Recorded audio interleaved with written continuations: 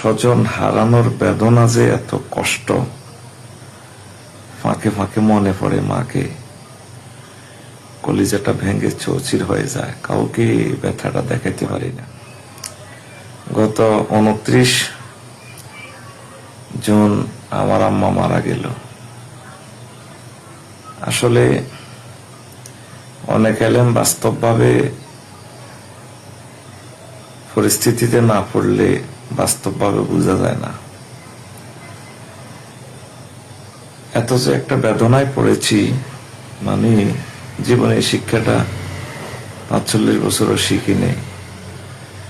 স্বজন হারানোর বেদনা যে এত কষ্ট, ফাঁকে ফাঁকে মনে পড়ে মাকে, কলিজাটা ভেঙে চৌচির হয়ে যায়, কাউকে ব্যথাটা দেখাইতে পারি না।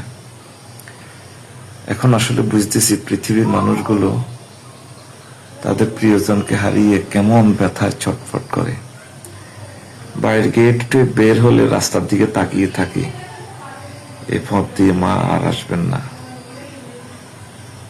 আরেকটা কথা মনে পড়ে, আসমানের যে দরজাটা দিয়ে প্রতিদিন অসংখ্যবার মা দোয়া করতেন, দোয়াটা আমার জন্য যেত, সে দরজাটা আর খোলা হবে না। দরজাটা আমার জন্য বন্ধ হয়ে গেছে। তারপরে 3 নম্বর একটা কথা মনে পড়ে, আজকে 25 দিন পর্যন্ত কেউ বাড়ি থেকে ফোন করলো না, বাবা কেমন আছো।